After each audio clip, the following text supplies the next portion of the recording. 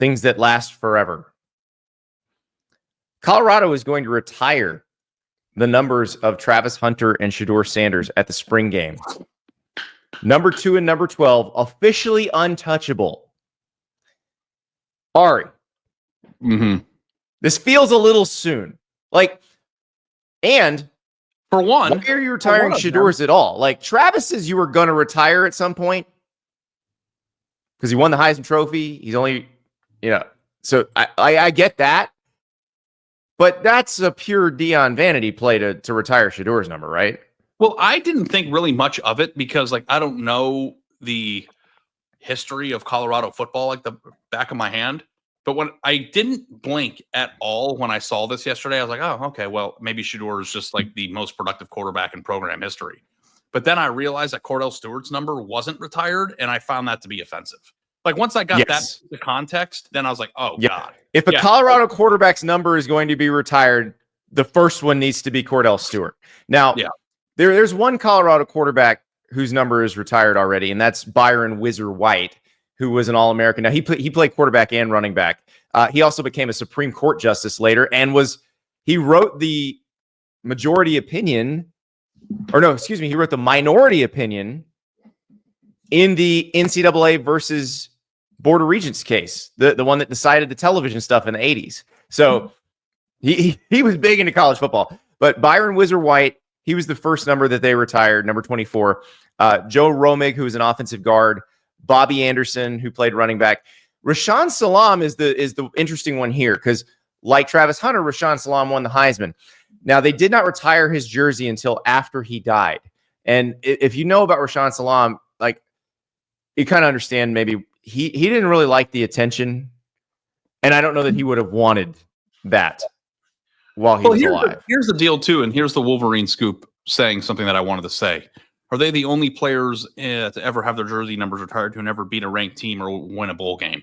Yes. And the question that I do have, though, is there are two aspects of this that are interesting. One is why immediately, right? Why do it now? But then secondly, too, you also could make a better case for them if they were the ones who laid the foundation for a program resurgence that had a lasting impact on Colorado football, which you will never know until 5, 6, 7 years down the line. Right. And also, the way you do the jersey retirement, if you do it, is they've been out for a while, maybe even their NFL career's over, and they come back, and it's a huge celebration of them. But, Ari, can I tell you my opinion on retiring jerseys in college in general? Sure. I don't think you should do it. You're carrying over 100 people on the roster. You got to double up numbers anyway. You can't be taking numbers away. It's not the NFL where you have 53 on the roster, so you have 47 spots that you can delete and be okay. A lot of times, people too ask for permission to wear retired numbers, and well, here's what I think you should do. I think so. Syracuse retired the number 44, which is Syracuse number 44 is maybe one of the best numbers in the history of football.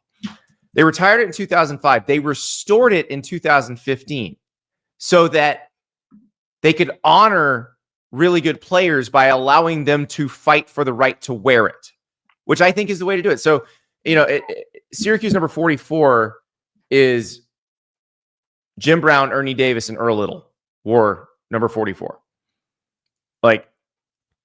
That's as three guys go, it doesn't get much better than that. Well, here's the thing with the retired numbers.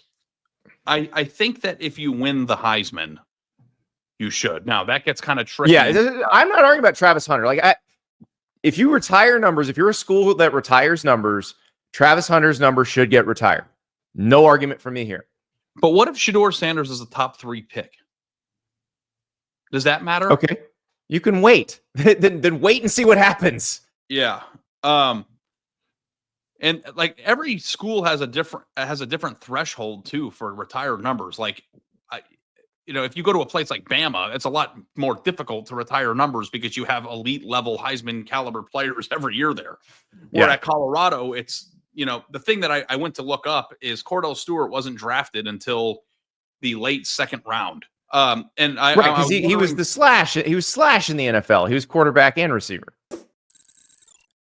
because we are going to Green Bay next week. We're going to be hosting Andy Ari live from the draft Thursday and Friday of next week in Green Bay. So previewing the first round Thursday night on Thursday morning, recapping the first round, getting you ready for the next set of rounds on Friday morning with our friends from Culver's, because they're born in Wisconsin. They're the home of the legendary ButterBurger, fresh frozen custard, and Wisconsin cheese curds. And there's no better representation of America's Dairyland to that, and they are now bringing that to you wherever you are. I'm down in Florida. I got a Culver's a couple miles from me. Those frozen custards, they hit. They hit on the hot days. We will have very special guests throughout the draft, and you won't want to miss it. So stay tuned for more details and get ready for a weekend of fun made fresh with our friends at Culver's. But let me ask you, though, because I was very young. I was 5 years old when he was playing college football. You were probably 10. I don't know if you remember. Yeah. But, like, what was Cordell Stewart as a player in college? Freaking awesome. And was he better than Shedeur? It was probably as good, and Colorado was a much better team. I know the iconic play that Cordell Stewart was a part of. That Hail Mary that they play. Yeah, but Colorado was a national power at the time. Yeah. So it was a different context. I think, by the way, with Syracuse, I think I said Earl Little. I meant Floyd Little. Very sorry. Floyd Little, Jim Brown, Ernie Davis. Number 44. Yeah. Not that order. I believe it went Ernie Davis, Jim Brown, Floyd Little. So I think because you've got so many numbers, like the number 2 should be a number that every player who's not a lineman who goes to Colorado should strive to earn. Like that would be the coolest thing. If you could work your way into wearing Travis Hunter's number. LSU does this with number 18. Yeah. It's not a retired number. Yeah. Don't other schools have honorary numbers? Isn't like the one at Michigan big? Michigan has several, and they'll give them out, but it's important. And then Texas A&M obviously has number 12. Yeah. Which goes to a walk-on, and there's a whole reason behind a story behind that. So LSU's number 7 is isn't that like their DBs, or is it for everyone? Oh yeah, Leonard Fournette wore 7, didn't he? Yeah, but so they have 18, they have 7. Different schools have different ones. Ohio State has the O now, the block O. When Matt Rule was at Temple, he made the whole single digits a thing. Like you had to earn a single digit.